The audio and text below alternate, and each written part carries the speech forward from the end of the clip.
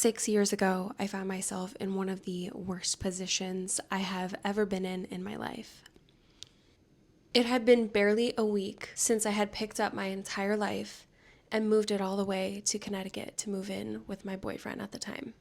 Just a few days into living with this person in my home that's supposed to be my comfort, my safe space, this person had assaulted me. And in today's episode, I want to finally tell you my story. Not only that, but we're going to go over 10 different red flags that you should never ignore in a relationship.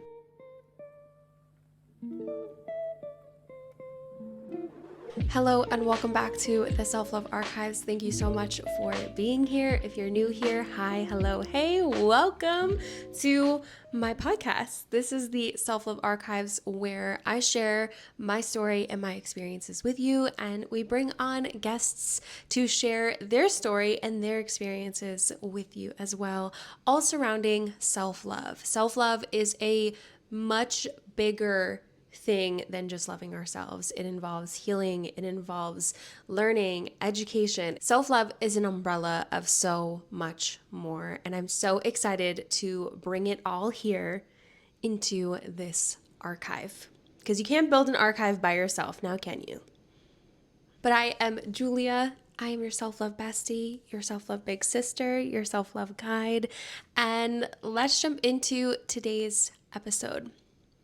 Before we get into today's episode, I do want to mention that a lot of the topics that I am going to be talking about today are from my own experience. Not only that, but some of these topics and specifics are extremely sensitive. So please keep that in mind while listening today. If you or anyone that you know finds yourself in a tough position like the one that I'm going to be talking about, I'm going to be linking and sharing a bunch of different resources in the show notes. So please make sure to check that out and do not hesitate to ever reach out. I love you guys. Let's get into the episode. A couple of years ago, back in 2017, 2018, after I had gotten out of this bad relationship, I did share a video on YouTube talking about my experience. I felt super called to share my experience with this person as my way of protecting other women. I wasn't scared to share my experience. I almost felt as if I owed it to the world to share all of the experiences that I have gone through. Because to me, if it helps one other person in the world, then I am doing what I came here, what I was brought into this world to do, which is help others. Help others feel less alone, help others get out of a bad relationship, help others feel more confident in themselves, feel more love for themselves.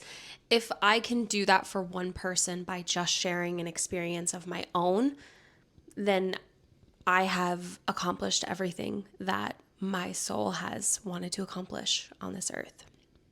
The only thing that always makes me nervous when sharing stories like this are any legalities involved, which is why I think it took me so long to finally share the full story.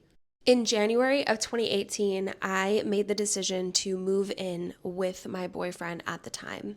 The year prior, I had graduated with my master's and had made the decision to fully go into content creation, work from home, and try to make this influencer thing work. And here we are today, so I guess it worked.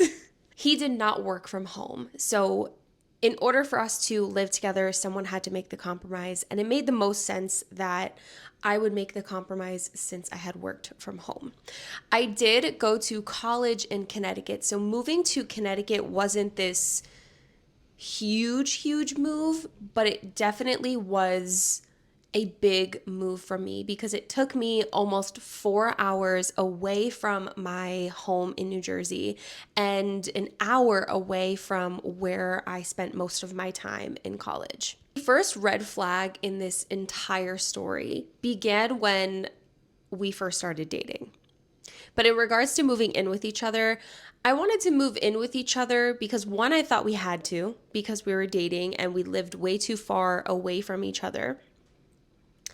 Two, because I thought that it would actually help our relationship because it was already bumpy, rocky from the get-go. And three, I think there was a part of me that definitely wanted to, because I wanted to fix this broken relationship as it was.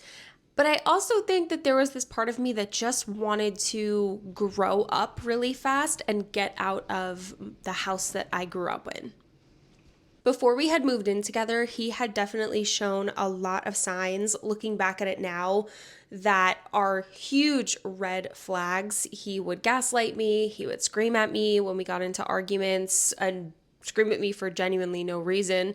He would get mad at me when I stayed up late. He would accuse me of cheating on him at all hours of the day, would constantly want to be in communication with me via text or via call. There was a huge amount of jealousy that came from my ex. And when things would get really heated, he would push me, he would pull me, and he would definitely touch me in inappropriate ways. So when it came to moving in with each other, I definitely felt a pit in my stomach, but I literally ignored it. I literally ignored it and said, this is what is supposed to happen. Maybe this will help, but this will also help me grow up, move out of my home, and start my life. Before this one day in January, after we had moved in with each other, let's take it back like a couple of months. We started dating mid 2017. I had just graduated with my master's degree. I was planning on moving back to New Jersey because my lease in Connecticut was ending. And everything was truly too good to be true, which should have been a huge red flag in and of itself. He was sweet, he was caring, was giving me all of the love languages, would compliment me all the time, would buy me little gifts, would make me dinner. Not only was everything too good to be true, but everything moved ridiculously fast in that relationship in the very beginning. So I am madly in love, or in lust, I should say, with this man. I told myself, well, I should just believe it because it's here, it's right in front of me, it's happening in front of my eyes. And there was nothing that had come up that seemed to be any sort of red flag. So I decided to do one of those trending boyfriend videos on YouTube with him. We filmed this video asking each other questions and basically introducing him to my community. Maybe just a week or two after posting that video with him, I had gotten a very strange comment on the video. I was used to people saying some weird out of context things, but this comment was a little too specific. It said something along the lines of his full name, that he had a baby on the way, and that the baby's name is going to be this, and that the baby is due in January, and that he abandoned the baby, doesn't believe that this is his kid. It seemed a little too fishy, a little too specific. This person was naming names, naming times, naming specifics, and I didn't share any of that information in this video. How could this person know all of this information? When I had asked him about this comment, you could see that his entire demeanor and voice got extremely defensive. It started off with like, and I don't know, I have no idea, it's just some cyberbully. I come to find out that this comment actually came from an ex-girlfriend of his. I remember we were sitting in the kitchen and he was telling me this whole story about their relationship, that she lied about this and she lied about that, and she's probably lying about this pregnancy. She's obsessed with me. She was in love with me. She's absolutely crazy. And from that point on, anything that had to do with her and with that part of his past he got extremely defensive. He never brought it up or talked about it. And every time it was sprung on him to have a conversation about it, he would just say how crazy she is and how horrible of a girl she is and so on and so forth. When he had told me this story, I think what made it believable was that he left out some really big pieces of information, but still kept the story exactly the same, just omitting certain specifics that I, a couple years later, found out. In this story about their relationship, he talked about how the relationship was built on her lies about herself, her education, her family, and how she was raised.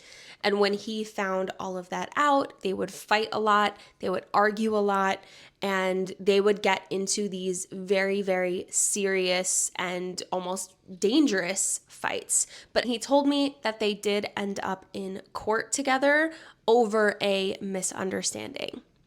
And the case was essentially dropped because it wasn't that serious. Little did I know that he was literally handing me the red flag while telling me this story. Like, he was literally handing me a red flag. I was just in this headspace of, I felt this gut feeling that didn't feel right in my stomach, but was all, I'm going to support my boyfriend. I'm going to be on his side. F this girl. And as our relationship went on, I brushed off a lot. So many things that I just made the assumption were a part of having a relationship with someone. The fighting, the arguing, the miscommunication, the jealousy. Those were all things I was so used to in my past relationships that, to me, obviously looking back at it now, I'm like, absolutely not. That is a red flag. That is if a red flag slapped you right across the face. But back then, I was so used to all of that. So to me, I was just kind of saying, I guess that's just part of a relationship. I was thinking that this was all normal and ignoring the pit in my stomach telling me that it's not. So in the beginning of 2018, we decided to move in together. And about 7 days into living with each other, we got into a really big argument. At this point, that baby, who he had me convinced was not his baby and was not even a real baby to begin with, was actually born. There were pictures posted that he had gotten a hold of, and everything seemed, if you looked him in the eyes, it seemed like everything spiraled. He was a lot more jumpy, a lot more secretive, a lot more angry at every moment, at every little thing. And I was over here just wanting to help. I said to him that if this is your child, or if this isn't your child and she's claiming that it is, shouldn't we figure out a way to find that out? One day at our home, an argument had ensued, and the argument started with this all going on and me just wanting to help or trying to help in some sort of way, and him getting very angry at me trying to get involved in any of this. What I remember from this argument was him saying something along the lines of, you can't do any better than me. All of your ex-boyfriends are fucking ugly anyway. And this time I was upset. And I said something back that just hit the right spot. I said, they may have been ugly, but at least they treated me better than you ever have. Now, whether that is true or not, it was true in that very moment. I was sitting on my bed, actually looking at new apartments, realizing that I had just got into a lease with someone who I for sure should not have. It was kind of in this moment that I woke up and realized that I may have made a really big mistake. And right after I had said this to him, I just felt my face get wet. and I realized that he had spit on me. The conversation had gotten really heated a couple of moments before this had happened that I actually started recording. So I have a recording of this happening, and the sheer shock on my face after that had happened. It was one of those moments where you just don't even know how to act or how to respond. So I did nothing. After that day, I was too embarrassed to call my parents to let them know that they were right and I shouldn't have moved all the way to Connecticut with this person. I didn't have too many friends at the time to confide in and to talk about what had happened. My thought process back then is this was really fucked up and disgusting, because if there's anything that grosses me out, it's fucking spit. I don't feel unsafe, which is important to note, because in that very moment, because I didn't feel unsafe, it was one of the bigger reasons as to why I stayed. But I also had no one that I could confide in or that I could talk to or that I felt comfortable enough to talk to about what had just taken place the night before. He profusely apologized, and I sat there questioning if I could ever forgive such a thing, if I could ever move forward from this. From that very moment, it sat with me that I could never marry this person, have children with this person. It sat with me so deeply. So why didn't I call the police? Why didn't I leave? Probably because of the way that it would look to my family, my friends, to the followers that I had, to the viewers that I had. How would it look if I had just been in a relationship with someone I introduced you to like 3 months ago, and all of a sudden, moving back to New Jersey after being in Connecticut for 7 days? There was a part of me that was just like, I started my life. I'm starting my life. I have a studio. I have a home. I'm starting my adult life. I don't want this to all blow up in my face. I took a moment of something that to me today is so huge and so wrong and the reddest red flag, and I buried it. I let it go. I swept it under the rug, and I said, let's see how things go. Let's see if we can fix this. I didn't feel unsafe. I didn't feel like this person was going to hurt me. But all of the signs that he could and that he would if he needed to or wanted to were all there. That's how abuse happens. Abuse happens with gaslighting. Abuse happens with screaming. Just a small argument. It's like a snowball that you don't even see getting bigger and bigger and bigger and bigger. It starts with all of these tiny little red flags, and then that flag gets bigger and bigger and brighter until it's literally waving in the wind, slapping you in the face for you to see it. And that's exactly what had happened. The beginning of 2017, we had gotten into argument after argument after argument. Every single holiday that year. The Christmas, the Thanksgiving before we had moved in with each other, the Christmas before we had moved in with each other, the New Year's, Easter, my birthday, Valentine's Day, every single holiday, there was some sort of argument, some sort of miscommunication. Not to take away from all of the other days that there were arguments and screaming and yelling and so much fighting, so much back and forth. But it was the holidays that really got to me. One small thing would go wrong and he would have an outburst and say, we're not going. And we'd drive back home and we would spend the holiday at home. I remember Easter, I was supposed to spend it with my family, and something had happened with dropping off one of the cars at the dealer to get fixed, and then we only had one car, and I was supposed to drop him off at his family's house and then go see my family, and it all didn't work out that way. Every single holiday, I fucked up. Every single holiday, I did something wrong. Every single holiday, I messed up the plan. I was running late. I was being rude. I was being nasty. I was starting a fight. I was talking to some other guy. I was cheating on him. It was always me, me, me, me, me. I did this. I did that.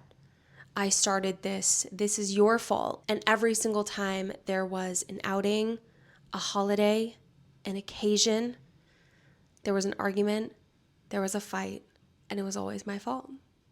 So 2017 was a really lonely year. I spent a lot of that year inside my home. I befriended my neighbor downstairs, and I would go walk down the stairs and hang out with her here and there. And it would be close to the time where he would come home, and I would see him out of the window come park at our apartment complex, and I'd kind of go all in a panic. And I'm like, I have to go back upstairs. He can't see me here. And I would go back upstairs to the apartment and pretend like I was working on something. Every time he would come home, he'd ask why the house is a mess, why dinner isn't being cooked. There was a problem with every little thing. And the excuse on his end was always, you are at home all day, you should be cooking, you should be cleaning. Like, I go to work and I have to travel 30 minutes to work every single day, and the least you could do is have food cooked, and I don't understand why this house is such a fucking mess. After that day in January, nothing changed. The only thing that held me on during this time was social media, creating makeup looks, chatting with my viewers, and my 2 dogs. We had adopted 2 dogs in early February. I was extremely adamant about adopting a dog. I provided no other option. I kind of put my foot down. I was like, this is happening. Zeus and Athena got me through this time, along with creating on social media.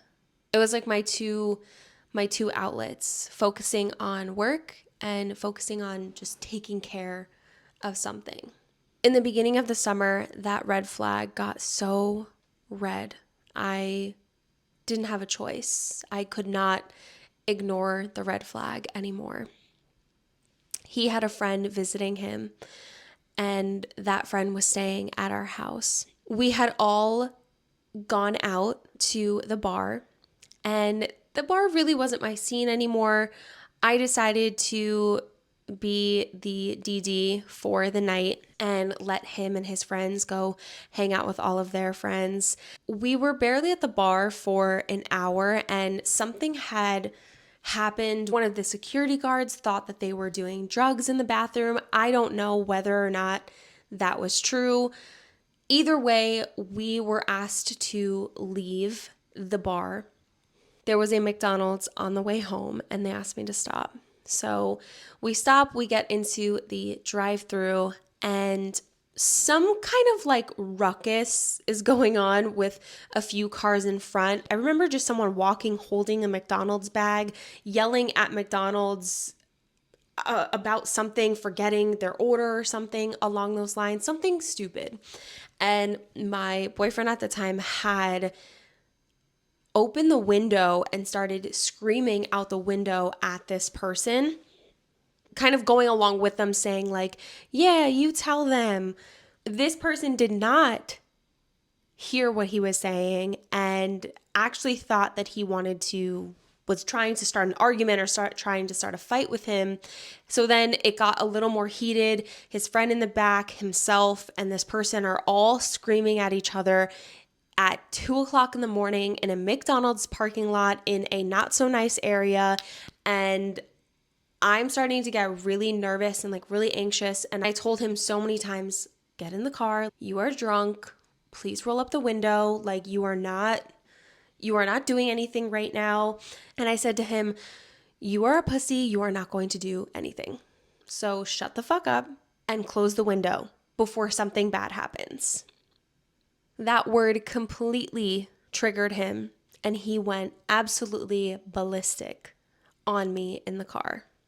The entire drive home with his friend sitting in the back seat, he was berating me, calling me every name in the book. Everything that you can think of came out of this man's mouth. When we get back to our apartment complex, he's still screaming at me inside the car, outside the car, and he threatens to leave in his car and actually ends up getting into his car drunk and starts to drive away in the parking lot.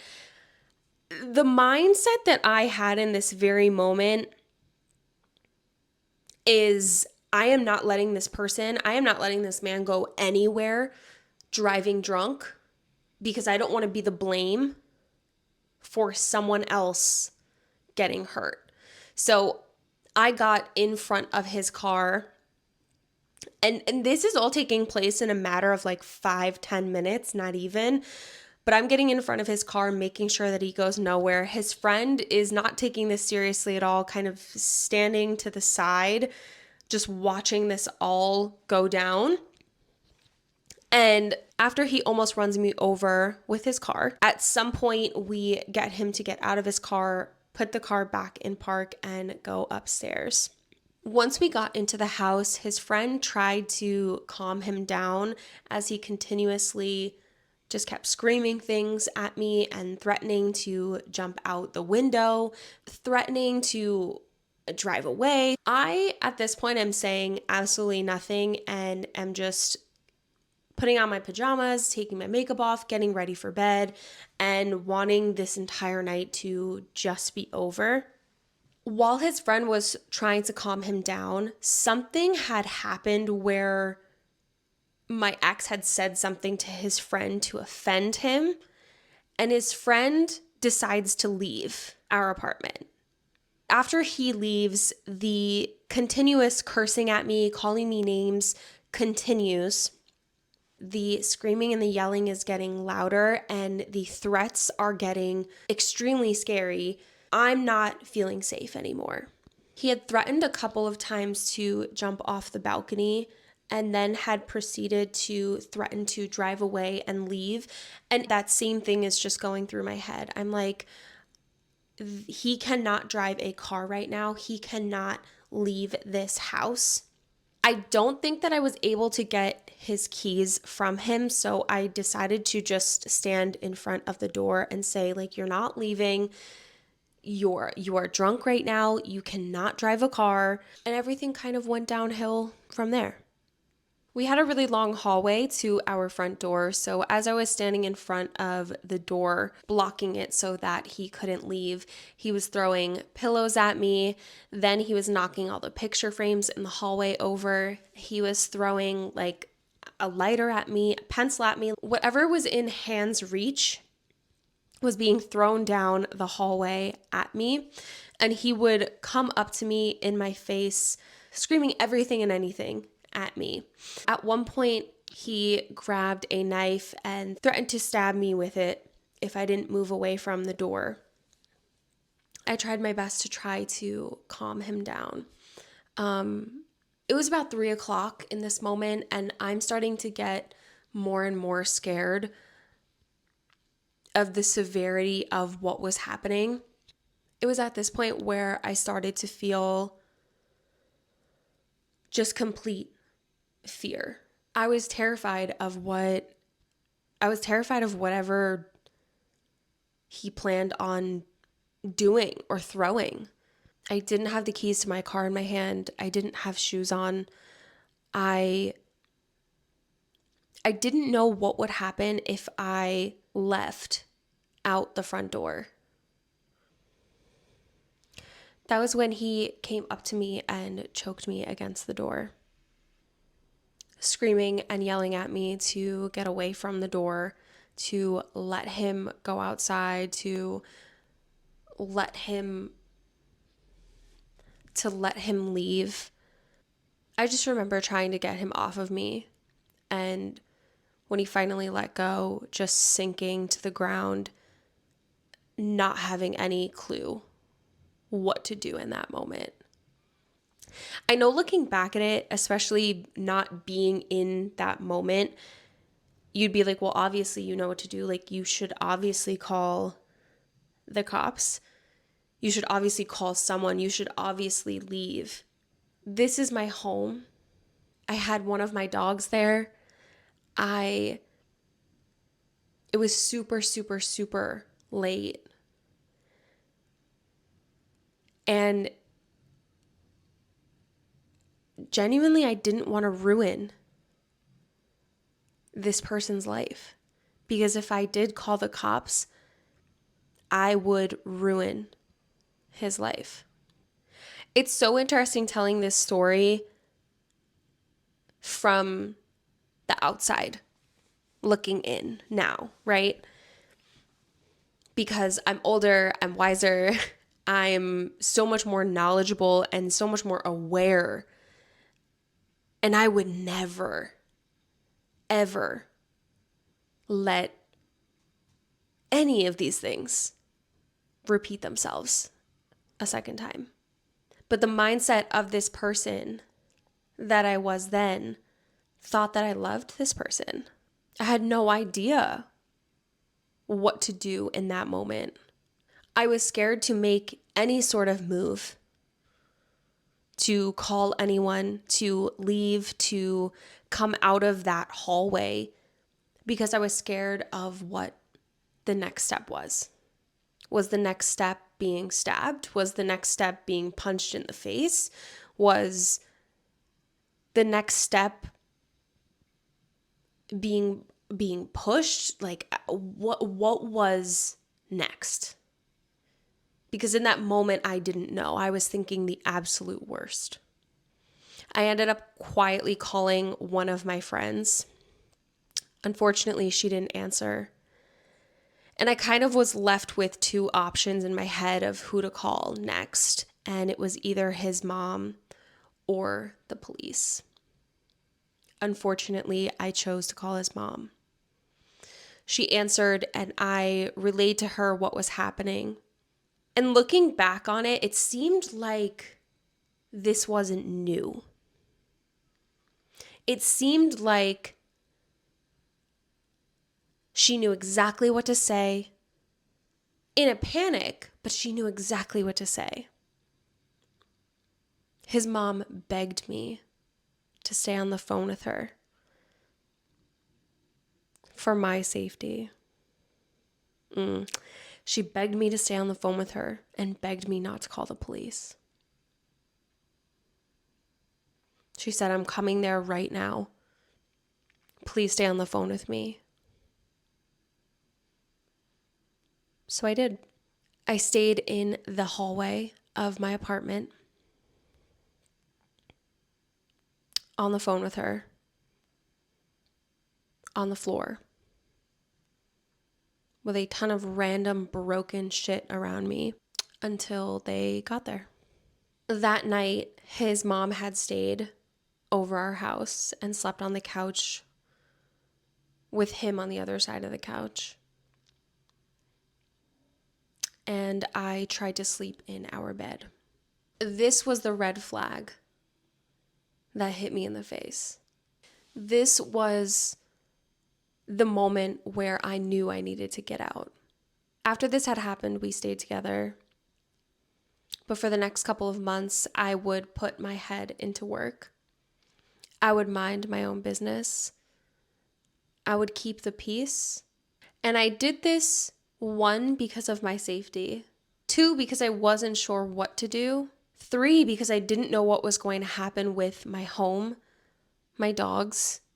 And four, because I didn't have the money to do any of this on my own. In October of 2018, after some really, really bad fights, I got in contact with the management of my lease, to try to figure out a way to get out of this lease early, to try to figure out a way to change the locks on the apartment.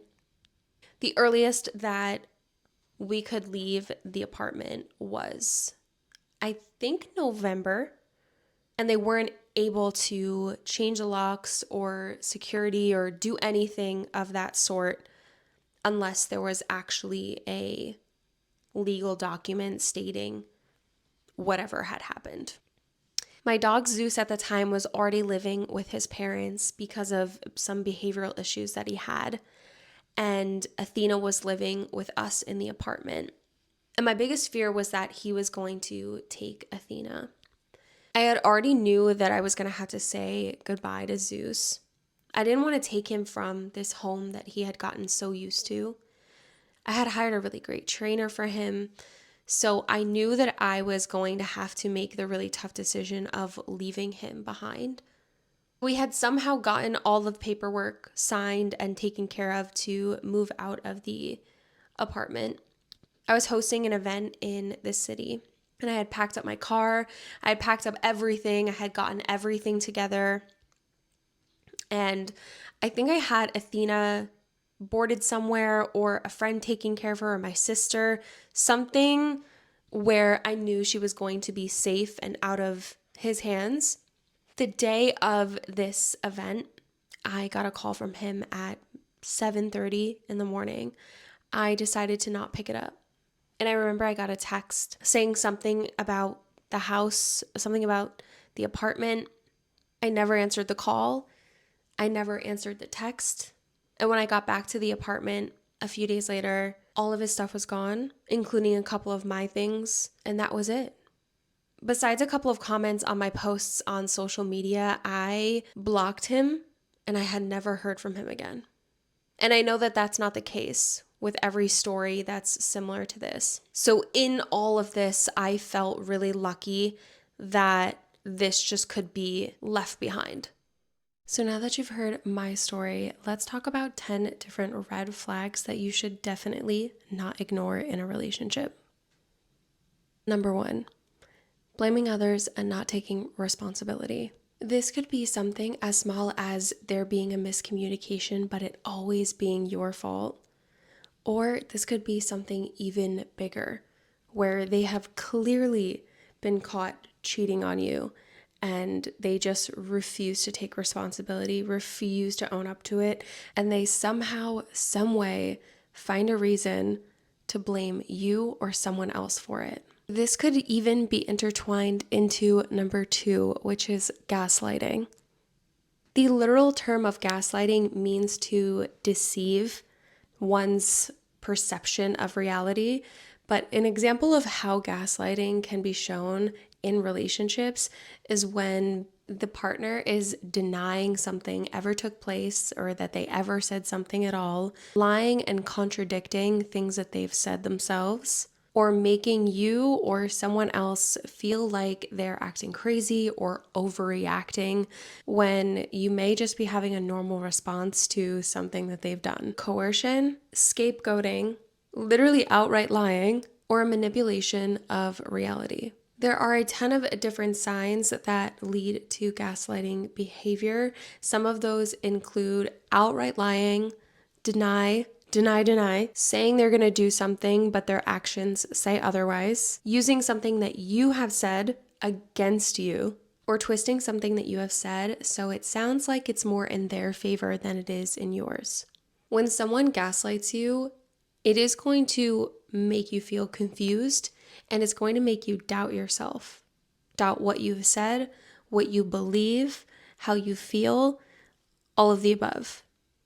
One of the most common ways that my ex had gaslit me was that every time I became emotional from a fight that we had, an argument that we had, or something that was said or something that was done, he would make me feel as if I was overreacting or I was just too emotional of a person, or kind of throw out the woe is me card.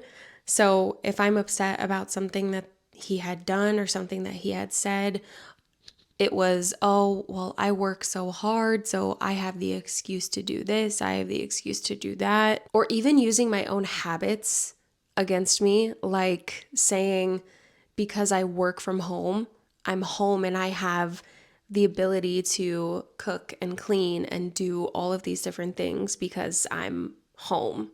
And even though I may be physically at home, that's obviously not the case. Number 3 is love bombing. You have definitely heard this term before. I think I interchange lust and love bombing with each other. Although they are different, I feel like lust is more like a sexual desire and love bombing is more, I don't know, in my head it comes off more just a cute desire, like a loving desire. I don't even know if I put the desire with love bombing. It's just love bombing is drowning you in love. Like basically giving you everything too much too soon. Essentially, it is rushing the relationship to the next step, to the next place. I think in my past relationship, especially this one that I've shared with you, there was so much love bombing in the very beginning. It was too good to be true because there was so much love bombing. There was so much artificial love, so much of I'm going to be your knight in shining armor kind of love.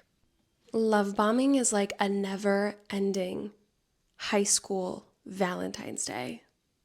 It's almost as if you never get to that depth, that reality, and this whole relationship, this love bombed relationship is drowning in hearts. And I really think that love bombing can be very difficult to see or know that it's happening to you, especially if you are just as infatuated with this person as they are with you. The best way to know if you're being love bombed is if it's constantly, I love you, I miss you, and very dreamy fairy tale like, and there's never any serious conversations about your values, the future of the relationship, the reality of building a life together. It's all empty promises and words of affirmations and gifts and acts of service. And basically, this entire honeymoon phase. Red flag number 4, lying. This seems like an obvious one, but sometimes it's not so obvious when the things that are lied about are very small. If someone's going to lie to you about something so small, like a grade they got on a paper, or what they do for work, or what they were doing, who they were hanging out with, like if someone is going to lie about something so small, what else do you think they're going to lie about? Telling the truth can be super fucking difficult. And even so, in the beginning of a relationship, when you're trying to build something with someone and you want this person to like you, but you don't know if they would like you if you told them that you did actually like that funny movie that they hated. All of these things, all of these red flags come from an insecurity, but lying comes from this deep insecurity about oneself in one way or another. But simple lies, if you're going to lie about something so simple, what makes you think that they're not going to lie about something else? Number 5, when actions don't match words and when words don't match actions. You probably hear it a lot that their words didn't match their actions. They said that they were going to do something. They said that they were going to take you out on a date on this day at this time, and then they ghosted you. And that's clearly an action that does not match their words. If they said that they were going to call you, they should call you. Now, it's more common to hear about when someone's words don't match their actions, when they say that they're going to do something for you and then they don't end up doing it. But what about the other way around, where they say that they don't want something, but their actions show that they want something? I had this happen to me where I was dating a guy and he made it very clear verbally that he did not want a relationship. But in his actions, he was treating it as if it were a relationship, and that's what he wanted. So if one doesn't match the other, red flag. And this is not to be confused with great communication or good communication. If someone says that they're going to do something, but life happens, they should be communicating with you that, hey, I can't come over today. Is it okay if we reschedule to tomorrow? And that reschedule part is very important. Now, if they consistently plan something with you and cancel, and then plan something again and cancel, and then plan something again and cancel, that is a whole different story. Red flag number 6, playing the victim. Their day is always worse, harder, more challenging, sadder, more depressing than your day. What they have gone through is always so much worse than what you've gone through. Everything is everyone else's fault. They've gone through so much more. When someone consistently plays the victim, it leaves absolutely no room for your feelings to be validated. I almost call the victim mentality, when someone is always playing the victim, this red flag. It's similar to the one-upper friend, where this person always has a worse day than you did, or they always had a better day than you did. They always try to one-up you on everything that you talk to them about, mention. Every time you tell them about your day, their day is for some reason worse or it's better. They always want to be the star of the show, whatever that show is. A positive or a negative one, or a funny one, or an angry one. They want their story to be on the top of the pile. Red flag number 7, inappropriately touching you. This is a red flag in so many different ways, in so many different scenarios. But the scenarios I want to focus on are the ones where you're having an argument and this person pulls at your shirt, pushes you, bumps into you with their shoulder, inappropriately touches you to scare you, to show their aggression, to manipulate you. This could also look like punching a hole in the wall, throwing things.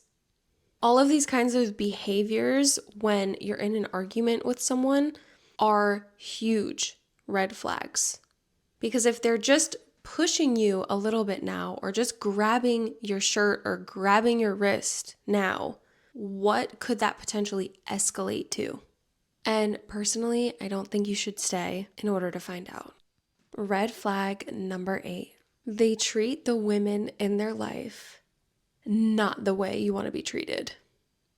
In past relationships, as well as in dating, I have noticed that a man treats me the same way that he treats other women, specifically his mom, his sister, any women that are in his life. Almost all of the relationships that I have had where there has been some sort of emotional abuse, physical abuse, mental abuse, or just where I've been treated horribly, there was a really toxic relationship between that guy and his mom. It was almost as if the mothers contributed to their son's toxic behavior. They were enablers, not trying to fix their son's behavior, just sweeping it under the rug. Sometimes this one can be difficult to see because a mother and son toxic relationship kind of can come off as, oh, I'm just a mama's boy. Watching how they interact with the women in their life, and specifically with their mothers, are their mothers mothering them still at this age? Which could possibly be red flag number 8, is the way that their mothers treat their sons is how they want emulated in their relationship with you. An unhealed man wants you to continue what his parents, or in this case, their mothers, have done or have been continuously still doing for them. That means if their moms are still doing their laundry, still cleaning up after them, still making them dinner, all of that is going to just be transitioned over to you. Red flag number 9, telling you what to do. No one should be telling you what to do, what to say, what to like, how to spend your time. This can show up in a lot of different ways. Controlling what you're eating or when you're supposed to be doing something. Like if your significant other were to come home and be like, why is the house a mess? Why didn't you clean? Or why didn't you start dinner? The non-red flag version of those, especially if it was agreed upon that you were going to make dinner and you were going to clean up, would be, hey, is everything okay? Do you need help cleaning the house? Are you overwhelmed? Are you not hungry? Do you want me to take over and cook dinner? Someone who tries to control you takes away all of you, all of who you are, your opinions, your habits. They try to change all of these things to match whatever they envision in their crazy minds. They try to change or control all of these things to match whatever they want it to be. It's almost like this, like a parent. They're trying to control you. No, you can't go do this. No, you can't go do that. You can't go out with your friends. You need to be home at this time. The 2 red flags that are usually mixed together are this one, controlling, and jealousy. Jealousy is a huge red flag. And I'm not talking about playful, fun jealousy, like you're going on vacation, I'm really jealous. I'm talking about genuine jealousy to the point where they're saying things to you like, you can't go hang out with that person. Or saying something to you like, I'm better than all of your ex-boyfriends. I remember the funniest thing when I was in high school getting ready to go to college. My ex at the time had gotten so angry. This was truly a relationship built on so much jealousy. We were sitting at this Italian restaurant at the mall with his brother and his brother's girlfriend, and I wanted this to be a cute surprise, asking him to my prom. So I went to the bathroom and got our waitress, and I asked her if she could write prom in chocolate on a plate when dessert came. Well, I came back from the bathroom and my boyfriend at the time had so many questions as to where I went, what I was doing, what guy I was going to talk to. And I'm like, nothing. Like, I just went to the bathroom. And he's like, no, I saw you. You were talking to like all the waiters. And I was like, nothing was happening. He actually ended up getting up from dinner and leaving. His brother's girlfriend and I just sat there and finished our dinner, hoping he was going to come back. He did not.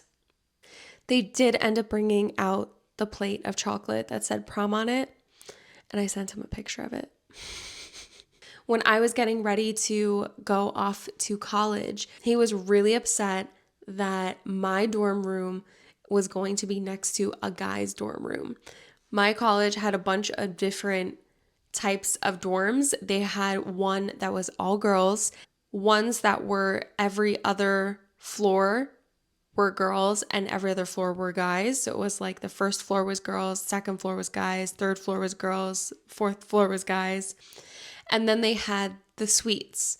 Now, I'm like 99% sure that I did not get a choice as to where I ended up. And I ended up in one of the suites. And the suites are 4 double bedrooms in one big room. So you walk in, there's a living room, a bathroom, and then 4 double rooms. I ended up in one of those. In the suites, everything is mixed. So suite number 1 is all guys, suite number 2 is all girls, suite number 3 is all guys, and suite number 4 might also be all guys.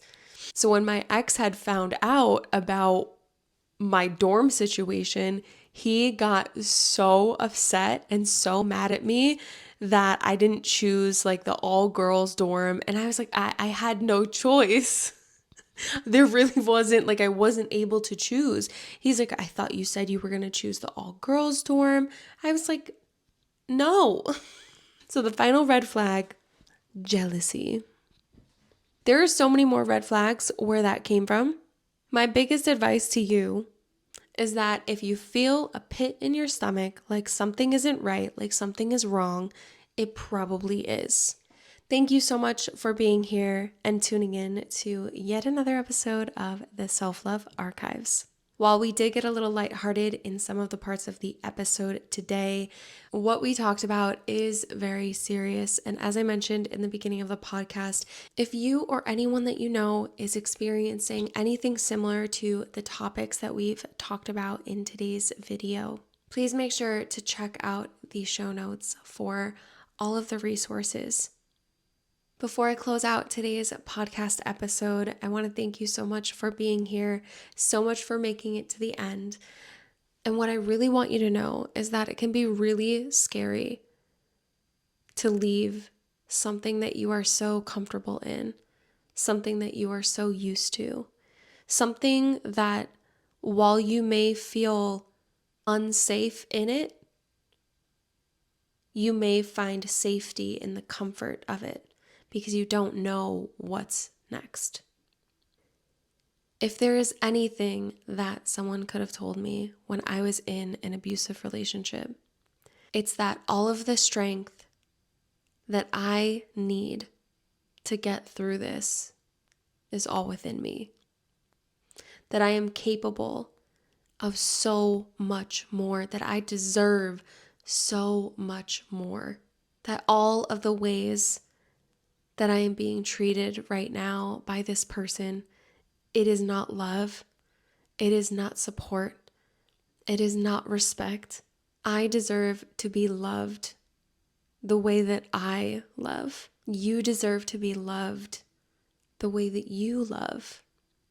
We all deserve love, and we all deserve happiness, and we all deserve healthy relationships. And if you are scared to leave an abusive relationship, I want you to know that there is so much love on the other side, that there are other women and other people that have gone through similar nights, similar experiences, and have felt a similar way to how you're feeling right now.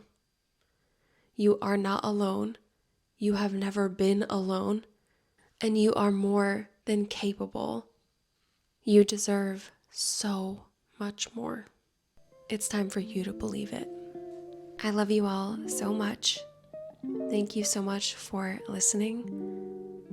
And I will see you back here, same time, Sunday, 12 o'clock Eastern Time.